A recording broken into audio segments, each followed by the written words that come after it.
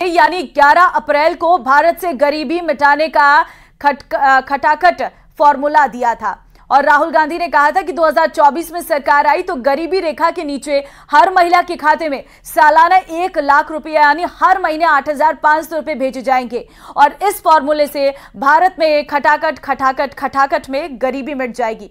आपको दिखाते हैं ये रिपोर्ट। अब की बार जय जय श्री राम।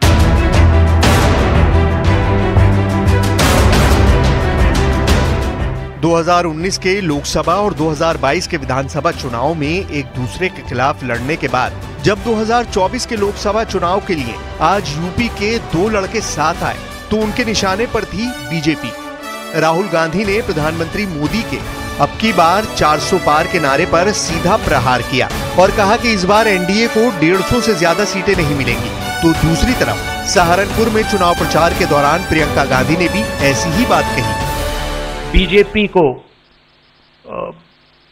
मुझे लग रहा था 15-20 दिन पहले कि 180 से 180 तक जाएंगे, अब मुझे लग रहा है 150 तक जाएंगे। तो इन्होंने कुछ गड़बड़ पहले से कर रखी है कि इनको मालूम है कि हमें 400 मिलने वाले हैं, है कि नहीं? नहीं तो इस तरह ज्योतिषी की तरह कैसे कह सकते हैं कि क्या मिल रहा है। हम इतना कह सकते हैं कि अगर इस देश में आज के दिन ऐसा चुनाव हो जिसमें कोई गड़बड़ी नहीं हो, जिसमें ईवीएम में कोई गड़बड़ी नहीं है, तो मैं दावे के साथ कह सकती हूँ ये 180 से ज्यादा सीट नहीं ले सकते, उससे भी कम लेंगे। राहुल गांधी जी और श्री अखिलेश यादव जी की पार्टियों ने गठबंधन करके 2017 का विधानसभा इसी यूपी के अंदर लड़ा था। तब कांग्रेस भी सांस लेने की स्थिति में थी और समाजवादी पार्टी उस समय सत्ता में थी, लेकिन आज दोनों पार्टियां आईसीयू में पड़ी हुई हैं और जनता इनको ऑक्सीजन देने को तैयार नहीं है। बड़ी बात यह कि 11 अप्रैल को राहुल गांधी ने राजस्थान की रैली में एक झटके में गरीबी हटाने का जो खटाखट फार्मूला दिया था उसको अभी एक हफ्ता भी नहीं बीता है, लेकिन आज उन्होंने उससे यू टर्न ले लिया। आज राहुल गांधी ने कहा कि एक झटके में गरीबी तो नहीं मिट सकती है, उसे चोट जरूर पहुंचाई जा सकती है। अगर आप गरीबी रेखा के नीचे हो, आपके बैंक अकाउंट में हर साल 1 लाख रुपया 8,500 रुपया महीने का खटाखट आता रहेगा और एक झटके से हिंदुस्तान से हम गरीबी को मिटा देंगे। देखिए, ये कोई नहीं कह रहा है कि गरीबी को एक झटके में मिटाया जाएगा। हम ये कह रहे हैं कि गरीबी को गहरी चोट पहुंचाई जा सकती है। राहुल गांधी से जब अमेठी से चुनाव लड़ने को लेकर सवाल पूछा गया तो उन्होंने पहले तो सवाल पूछने वाले पत्रकार को ही टारगेट करना शुरू कर दिया। उसके बाद उन्होंने कहा कि इस पर पार्टी फैसला करेगी, जबकि कुछ दिनों पहले कांग्रेस अध्यक्ष मल्लिकार्जुन खड़गे खुद कह चुके हैं कि अमेठी से चुनाव लड़ना या ना लड़ना राहुल गांधी का निजी फैसला होगा। कुछ दिनों पहले ही प्रियंका वाड्रा के पति रॉबर्ट वाड्रा भी अमेठी से चुनाव लड़ने के संकेत दे चुके हैं, जिसके बाद ये सस्पेंस बना हुआ है कि राहुल गांधी अमेठी से चुनाव लड़ेंगे या नहीं। क्या अमेठी या रायबरेली से आप लड़ेंगे? ये बीजेपी वाला क्वेश्चन है। पत्रकार का सवाल, opening ball BJP question. Very good, शाबाश। अमेठी के बाद कांग्रेस का डिसीजन है, जो भी मुझे ऑर्डर मिलेगा मैं वो करूंगा। सीईसी मीटिंग हमारी पार्टी में सीईसी मीटिंग्स में ये डिसीजन लिए जाते हैं। राहुल गांधी जी 2019 का चुनाव हारने के बाद उत्तर प्रदेश छोड़े थे और वर्तमान समय में राहुल गांधी जी की माता जी सोनिया गांधी जी चुनाव का बिगुल बनने से पहले ही उन्होंने राज्यसभा का रास्ता अख्तियार कर लिया था। अखिलेश यादव जी चुनाव नहीं लड़ पा रहे हैं, तो मुझे लगता है जो एक कहावत होती है कि गिरते हैं शहसवार ही मैदान जंग में, वो क्या गिरेंगे जो घुटनों के बल चले। अब की बार जय जय श्री राम।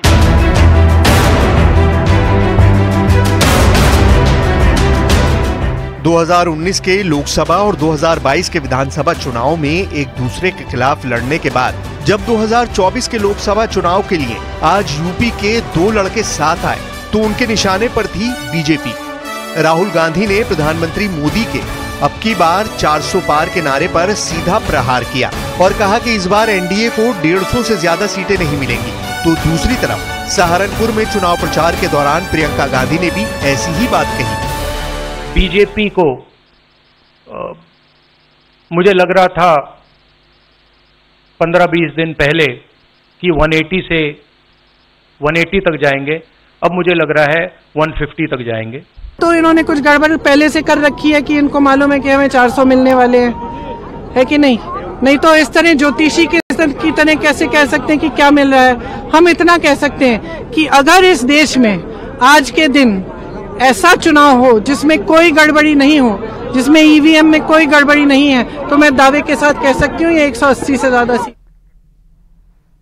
और चलिए आगे बढ़ते हैं। मुख्य सचिव सुधांश पंत एक्शन मोड में है। आज सुबह 10 बजे मुख्य सचिव सुधांश पंत विद्युत भवन पहुंचे, जहां उन्होंने औचक निरीक्षण किया और इस दौरान उन्होंने आईएएस नथमल डिटेल को देर से दफ्तर आने पर फटकार लगाई। उन्होंने कहा है कि स्कूल में भी टाइम से जाते थे या लेट।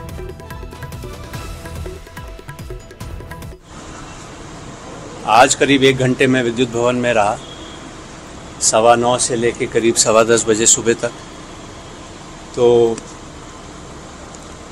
अभी यहाँ सुधार की और गुंजाइश महसूस होती है, पंक्चुअलिटी में भी और फाइल डिस्पोजल में भी। कुछ अधिकारियों का फाइल डिस्पोजल टाइम थोड़ा अधिक है, उनको हिदायत दी है, एमडी साहब को भी कहा गया अपने ऑफिसर्स के ज़्यादा अच्छी मॉनिटरिंग करेंगे। कुछ अधिकारी ऐसे भी हैं जिनका काफ़ी संतोषजनक फाइल निस्तारण है, तो जिनका अच्छा है वो तो उनको प्रेरित किया कि थोड़ा और सुधार कर लें, क्योंकि एक सतत प्रक्रिया है।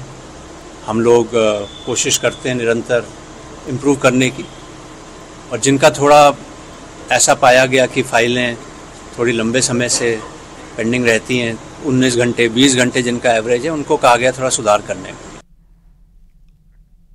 और अब खबर बूंदी से आपको देंगे, जहां से कांग्रेस प्रत्याशी प्रहलाद गुंजल ने मालन मासी बालाजी के दर्शन किए हैं, जिसके बाद एक नुक्कड़ सभा को संबोधित किया और इसके बाद मीडिया से बातचीत में गुंजल ने बीजेपी प्रत्याशी ओम बिरला पर निशाना साधा है। उन्होंने कहा है कि अहंकारवश पार्टी नेताओं और कार्यकर्ताओं को पैरों की जूती समझने वाले बिरला और उनके भाई मुझे क्या मर्यादा सिखाएंगे। पिछले 10 सालों से सांसद बनते आ रहे ओम बिरला द्वारा क्षेत्र में किस प्रकार से कोई विकास कार्य नहीं करवाए जाने से क्षेत्र के लोगों ने इस बार उन्हें सांसद की बजाय उनके घर पर भेजने की तैयारी कर ली है। हम इस इलेक्शन को जीत रहे हैं। लोकसभा अध्यक्ष जी को कोटा बूंदी की जनता ने संसद की जगह शक्तिनगर भेजने का तय कर लिया है। यह तय क्या, वो कौन सी भाषा का इस्तेमाल कर रहे हैं? कोटा शहर के होर्डिंग तो जाके देखो मेरे खिलाफ किस तरीके का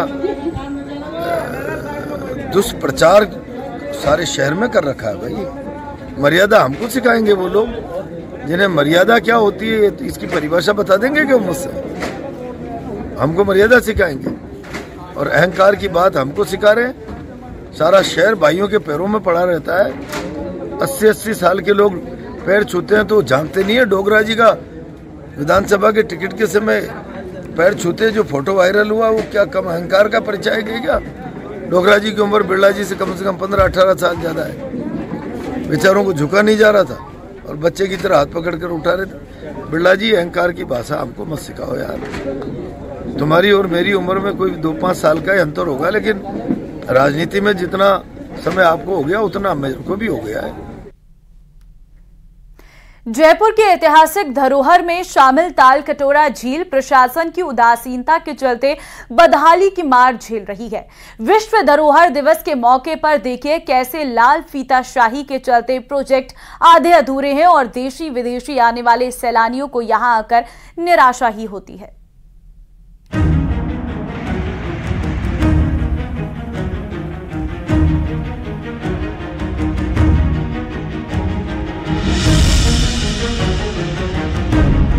जयपुर शहर के बीचों बीच स्थित तालकटोरा झील को पर्यटन स्थल के रूप में विकसित करने की योजना बनी। इसके तहत जयपुर स्मार्ट सिटी लिमिटेड ने यहां 13 करोड़ रुपए खर्च कर इसके स्वरूप को लौटाया। काम होने के बाद तालकटोरा झील में नौकायान का प्रोजेक्ट तैयार किया गया। दावे तो यहाँ तक किए गए कि गोवा की तर्ज पर यहाँ क्रूज या फिर कश्मीर की डल झील की तरह यहाँ शिकारे चलाए जाएंगे, जिससे न सिर्फ स्थानीय पर्यटन को बढ़ावा मिलेगा बल्कि विदेशी पावड़े भी यहाँ खींचे चले आएंगे। झील में पीपीपी मोड पर नाव चलाने के लिए स्मार्ट सिटी ने करार भी किया, लेकिन स्मार्ट सिटी और निगम हेरिटेज का ये प्रोजेक्ट लाल फीताशाही की भेंट चढ़ गया। करीब 1.5 साल बीत जाने के बाद भी इस पर कोई काम शुरू नहीं होने से प्लान अभी धरा का धरा रह गया। लोगों की मांग है कि निगम हेरिटेज के आधे अधूरे प्रोजेक्ट को जल्द से जल्द पूरा करे। पिछली कांग्रेस सरकार के मंत्री ने जहां पे उसको साफ करवा के और इसके तल के अंदर 1 रुपए का सिक्का दिखने की बात कही थी, वही सरकार अब कुछ भी नहीं कर पाई। अब हम नगर निगम तथा पर्यटन विभाग से ऐसी आशा करते हैं कि ताल कटोरों का पुराना वैभव वापस लौटाकर और इसके अंदर बोटिंग करवाकर अपने जयपुर शहर वासियों को इसका नया स्वरूप वापस लौटाने की कृपा करेंगे। लेकिन नगर निगम द्वारा कहीं पर भी किसी भी प्रकार का प्रोजेक्ट इसको लेकर के अभी तक नहीं किया गया है और अभी जो ताल कटोरी की स्थिति है वो बहुत गंदी है, बहुत भद्दी है, वहां पर्यटक जा नहीं सकता है, बहुत स्मेल मारती है। मतलब इनका सारा प्रोजेक्ट जो भी है इन्होंने इसको जीरो कर रखा है। वहीं हेरिटेज निगम के अधिकारियों का कहना है कि बचे हुए काम जल्द ही पूरे किए जाएंगे। और ताल कटोरा में नौकायन और जो फाउंटेन वाला काम भी है उसको भी हाथ में लेकर वहाँ फाउंटेन स्टार्ट करने के लिए केवल बिजली का कनेक्शन बाकी है, जिसपे शीघ्र काम करने वाले हैं। सफाई अभी वहाँ चली रही है, उसके बाद में नौकायन। स्थानीय निवासियों की माने तो आज की तारीख में कोई भी सरकार या वास्तुकार शहर में कहीं भी दोबारा ऐसी झील नहीं बना सकती। पूर्व शासकों ने इस खूबसूरत झील को बनाकर उस समय जल स्रोत की एक बड़ी सौगात दी थी, लेकिन लगातार प्रशासनिक अधिकारियों द्वारा इसका प्रबंधन विफल रहा। फिलहाल सिटी के हेरिटेज के इस नायाब जगह को दोबारा नौकायन के साथ ही इसके वैभव में लाने की कवायद होनी चाहिए, ताकि स्थानीय लोगों के वीकेंड और पर्यटकों के लिए एक डेस्टिनेशन विकसित हो सके।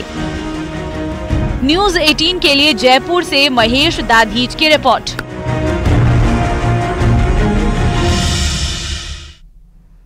दिल्ली पुलिस ने 28 बाइकर्स को गिरफ्तार किया है। दिल्ली की सड़कों पर खतरनाक ड्राइविंग करने वालों के खिलाफ पुलिस ने बड़ी कार्रवाई की है।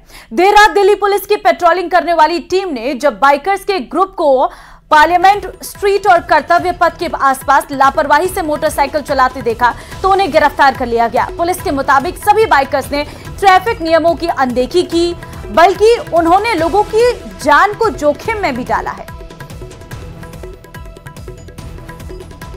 तो ये वो सभी बाइकर्स हैं, बिना हेलमेट के आपको नजर आ रहे होंगे और ये बिना हेलमेट के स्टंट करते हुए नजर आ रहे हैं।